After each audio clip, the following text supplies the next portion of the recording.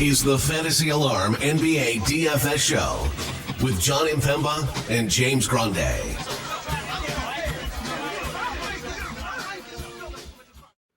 What is going on, FA Nation? John Impemba here with James Grande. Welcome into the Fantasy Alarm NBA DFS Playbook Preview Show. We are here for the Tuesday two-game main slate, round 2 of the NBA playoffs, kicking off here for a couple of these teams. Cleveland, Boston starting their series. Dallas, OKC kicking it off as well. Grande, round 1, spectacular. Beginning of round 2, exciting. NBA playoffs really just shining in all stages right now. Yeah, and it's going to, obviously, the games are going to get even better the deeper these series gets. Cleveland-Boston's going to be what it's going to be. I think that's going to be most of Boston series. Now, things could obviously change. We've seen what Boston has done in the playoffs sans Kristaps Porzingis, and obviously that's going to happen this series. Yeah. But possibly it's fortunate for Boston that Jared Allen might not be healthy. He is having discomfort lifting his arms. So, listing him questionable seems more like a doubtful tag. And then Dallas OKC, that's going to be an incredibly fun series. Dallas was, a top 5 team in the NBA. I think I'm selling them a little short post PJ Washington, Daniel Gafford trade. Once they acquired both those guys in separate trades, they were one of the best teams in the NBA, and they're going up against the team that ended up the 1 seed in the Western Conference. They've obviously in the OKC Thunder have had a lot more time off than Dallas has had, because Dallas did play in a pretty grueling series. Yeah. They played the third. The Thunder haven't played in May. The 29th was the last time the Thunder played. So it'll be interesting to see, if rust for a young team. I think they were the youngest team in the NBA, if not the second youngest team in the NBA this year. But it's a fun series, fun 2-game slate. I'm ready to get into it. 100%. Let's dive into what we're looking at here. Of course, we go game by game, team by team. We'll start off with Cleveland. As you mentioned, Jared Allen probably not likely to suit up in this one. Donovan Mitchell put the team on his back over the last couple of games. They were in that Magic series. You got Evan Mobley, Darius Garland, Max Strus, and then what they're going to do as their 5th man there. Seems like the rotation coming off the bench and in the starting lineup changes. How they'll play Boston will certainly be interesting here as well. We know, best team in the East by like 15 games, going to be a tougher spot, but not having Porzingis certainly changes the way things go. Orlando was one of the best defensive teams in the NBA all season long, so it's not like, it can get much tougher here, but how do you think Cleveland plays? So, this is a tough time for Cleveland because Donovan Mitchell's as good as he's been. He's clearly not healthy. He re-aggravated the knee in game 6. Played through it, obviously, game 6, he had 50. And then he played 45 minutes of game 7. But again, he is not healthy. He's limping all over the floor. And now you have to play against 2 of the better perimeter defenders in the NBA. And when one of them's off the floor, the other one's on the floor. And then, hey, guess what? Derek White's just coming off 5 minutes of rest, Donovan Mitchell. Right. And then guess what? Drew Holiday's coming off 5 minutes of rest. It's not a you just really don't get a break. So, obviously the Cleveland team runs through Donovan Mitchell, and it's going to go as far as Donovan Mitchell can take them. He had a slow start to the series. He had a really slow start to game 7. Jalen Suggs was amazing per usual defensively. And then the second half happened. Donovan Mitchell was great. And, an 18-point deficit became a 12-point win. So they'll go as far as Donovan Mitchell will take them. I don't think that's far if Jared Allen can't play, though. Jared Allen is the X factor here for them. And we saw it. They dominated Orlando in the first 2 games with Jared Allen on the floor. Jared Allen, he's a nuisance. Without Porzingis, if Jared Allen, Evan Mobley is your front court, that could be an issue for Boston. That gives Evan Mobley more room to guard Tatum on the perimeter, and you can keep Jared Allen in the interior and chase Porzingis around. So I assume Allen's out. We don't know for sure. Mobley was really good in one game without him, really bad in another game without him. I just don't think the offense is going to be there when Donovan Mitchell is shooting as much as he is, when Darius Garland has, his uptick in offensive output the last few games, 16, 17, 13 shots. So I think like in terms of priorities, Mitchell's one. You could definitely get to Mobley, but I think the volume and shot attempts for 7,600 against Boston isn't the best. I'd be looking at Darius Garland's 64. Max Strus was really good in the second half of that game 7.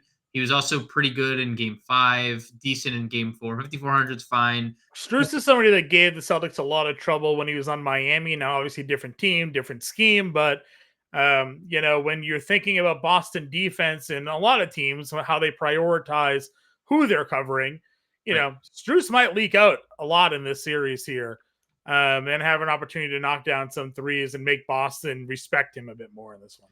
Yeah, I mean, he's going to play a lot of minutes. He was in a lot of foul trouble in game 7, so he was kind of taken off the floor in the first half. But 32 minutes, he'll play upwards of 40. I think Okoro pretty much solidified himself as the 5th starter without Jared Allen. They went to that Marcus Morris lineup in game 6. It did not work. They went back to Okoro, so I think that would be the 5th starter. And they're going to need him because he's their best. He's their best on-ball defender. So whether you put him on Brown or Tatum, that'll be a decision. And then Karis LeVert, they needed somebody. They got the Karis LeVert, as great as Donovan Mitchell was in game 7, he might have been the X factor to get them here because he was great in the first half. He had 10 points. Mitchell was like 3 for 10 from the floor in the first half. And LeVert got 30 minutes off the bench. So I would assume, I'd be okay taking a shot at some Karis LeVert if Jared Allen's out. Sure. I'll say that, I thought it was pretty interesting having a conversation with a buddy of mine about how Cleveland would defend Boston, because you think if they had a healthy Jared Allen, Evan Mobley would be the guy on Tatum in this series, right? Guarding, the potential defensive player of the year, guarding the power forward position there, having Mobley have to play the 5 and defend Horford. Instead, it does change their whole rotation, because they could have then had Okoro play Brown. You still have to worry about Derek White, and there's too many guys in Boston, but having Allen out just changes the defensive rotation and scheme that they would have been able to play with there.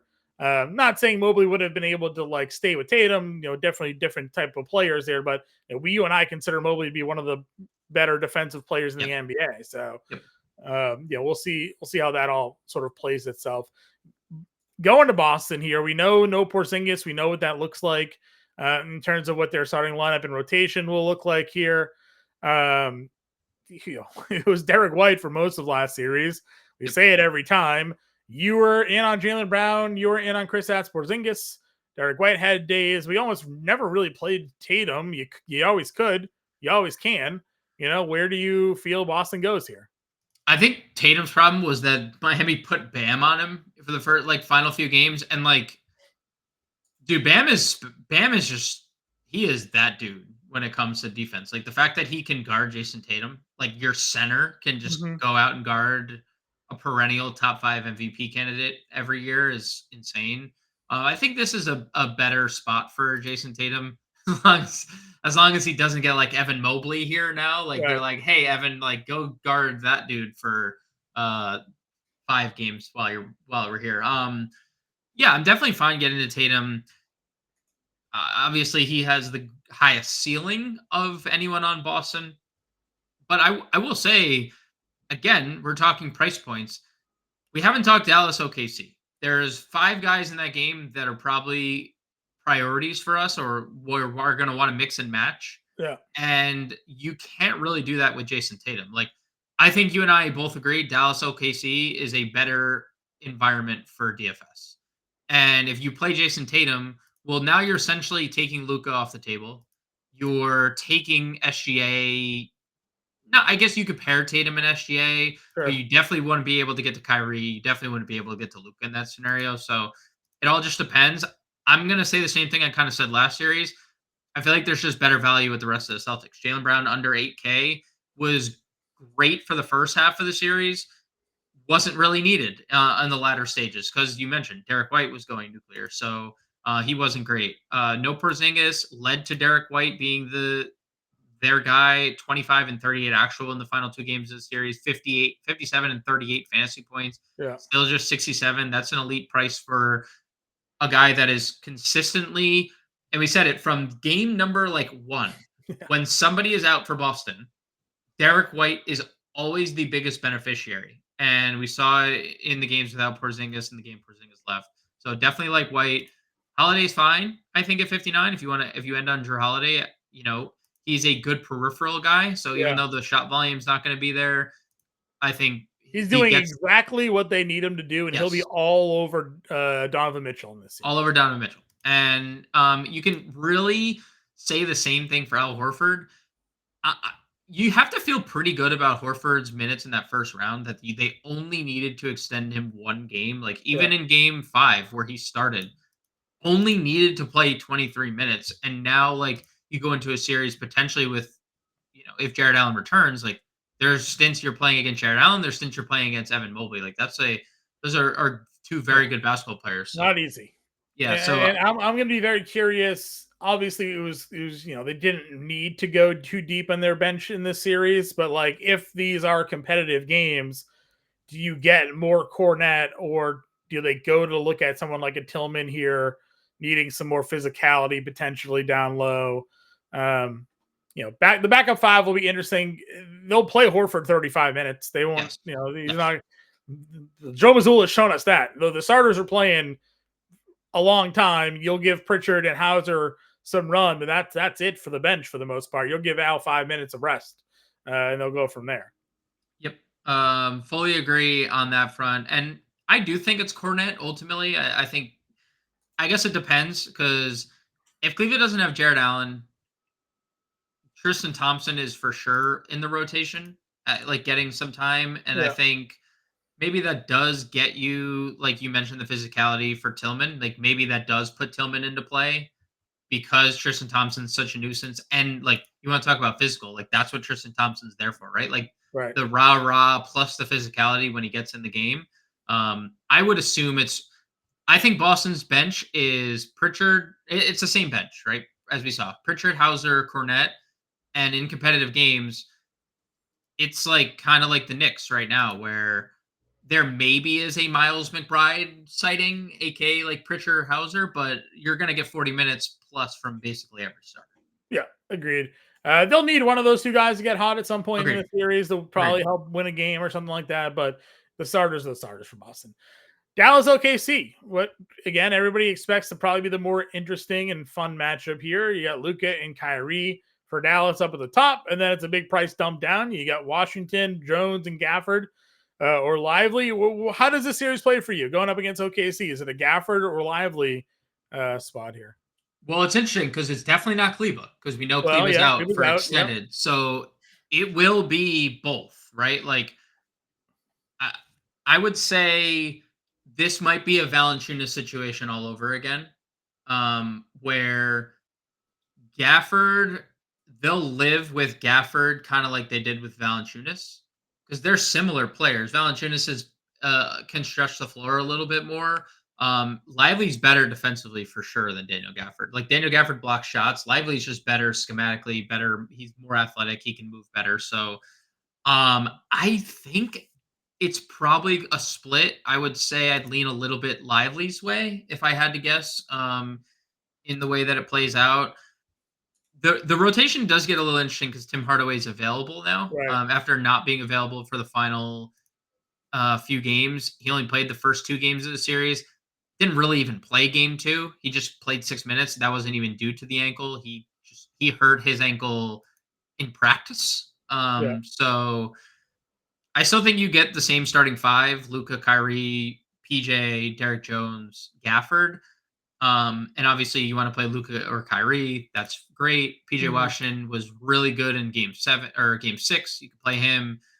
I'm not as certain Derek Jones is going to play 36 minutes, but he was amazing defensively again guarding Paul George. So it makes you wonder, is he going to be your SGA defender here?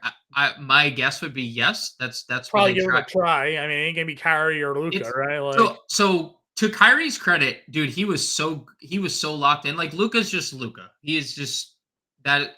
Kyrie was great defensively on James Harden. Very like asserting a lot of effort too, and it's been highly hyped, and he's even talked about it. Like, I burnt myself out guarding Harden, and I think that they need that again because he's probably ending up on SGA or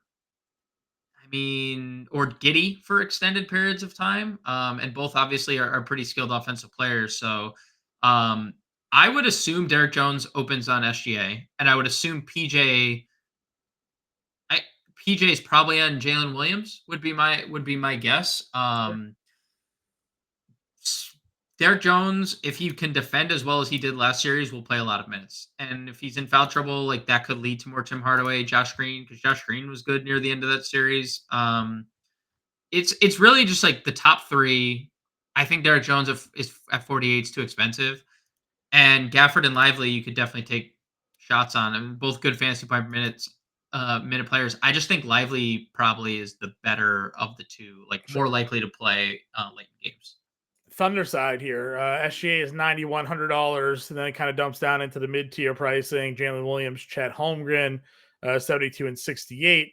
If you're prioritizing like an overall spend, you mentioned this is the game where, maybe why the reasons you weren't getting to Tatum or Mitchell. Is SGA your number one priority here on this slate? Probably. If you can get to Luka, obviously, like if you're comfortable getting to Luka, I think that would become easier if there's no Jared Allen, right? Because then we have clear value in Cleveland. I would say SGA, if you're not comfortable with your Luka build, is the number one spend. We just saw it in the first round. Mark Daigneault, who's not someone that is like overly anxious to give people big minutes, did so in the first round. SGA playing 40 almost every night.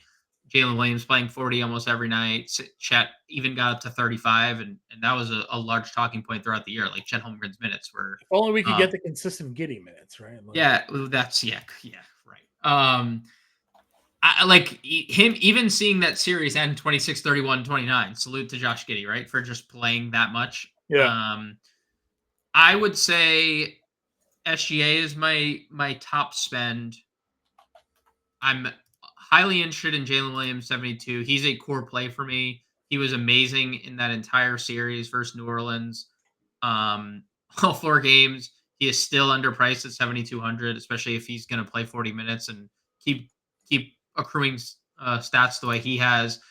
Chet has a very interesting matchup because, dude, we talked about it at the beginning of that series. If they played Valanciunas, he was going to punish them. And he punished them in the beginning of the series. And then game 3, Valanciunas played 12 minutes. Right. And Nance played all the minutes, played really well.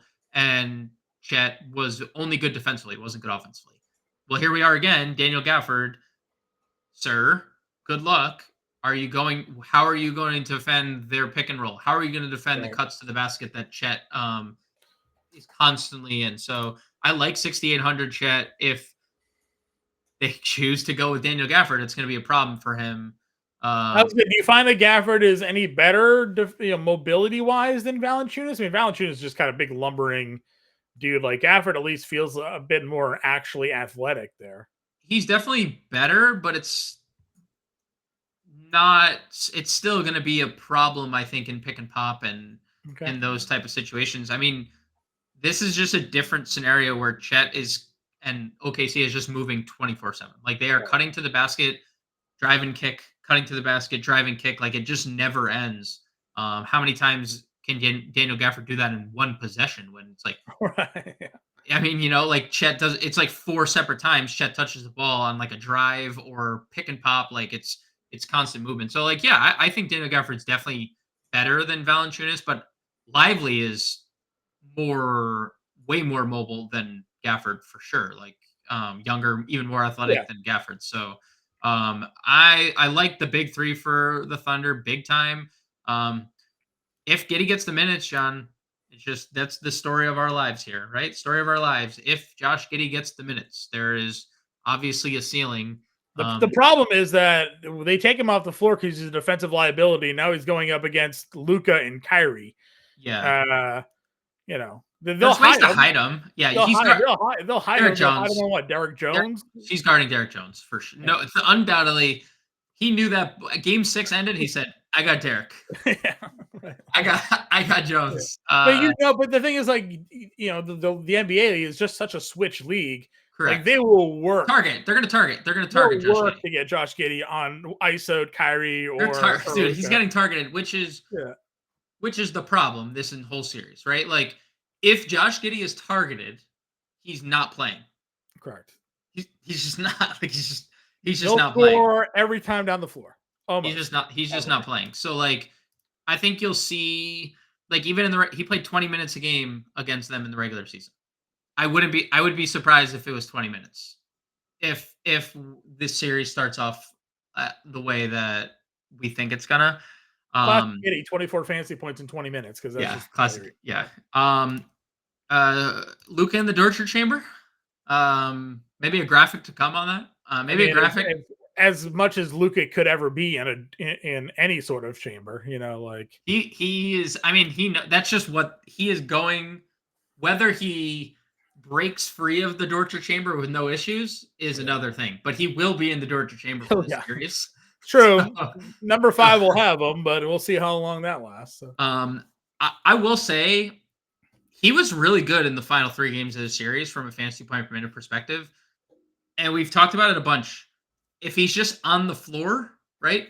Guys just being on the floor in the playoffs when they're cheap matters. Like, he's $4,700 potentially playing 40 minutes here. If he's going to play 40 minutes or just match Luka's minutes, which could be 44, then yeah, I'm interested in some Lou Dort at 4,700. I guess, like, the question is there anything else? Because if Josh Giddey's playing 20 minutes or less than, I mean, like, that could leave an opportunity for Cason Wallace. That could leave an opportunity for Aaron Wiggins. Yeah. That could leave an opportunity for Gordon Hayward. But, like, Hayward played 4 minutes in that game. I'm so surprised by this, man. Honestly, I thought they got him to be a guy that would come off their bench in the playoffs and be either a facilitator for their offense. You can do a lot with Gordon Hayward. Yeah, he was playing, earlier this year for Charlotte. He was playing big minutes and he was really good for them. Yes. And he's just watching. Like, is he gonna get his Buddy Hield moment where, like, he comes off the bench one game and, like, pops off? Like, I don't know, but you can't play him. You're just gonna watch it happen. Yeah, you can't. I think the only potential bench piece would be Wiggins was the best bench member in terms of fantasy production, 17, 11, 15, 13. Cason Wallace makes sense because, like, to be on the floor a bunch because he's really good defensively. But, like, I don't know. I don't think you can really comfortably play any of them if you're playing multiple lineups. Unless you're playing multiple lineups, I think it's just their big 3 plus Lou Dort and move on from there. Alrighty, let's get a lineup in here then. What's your first plug in here? Jalen Williams. And probably Derek Lively. Lively, okay. Yeah, probably we could play a bunch of Dereks here. White, Lively. Yeah. We could play all the Dereks. Derek Jones. No, not Derek Jones. So we're going Derek Jones here? Not all the Dereks. All right, 6,300. You said that you thought SGA was your number 1 guy?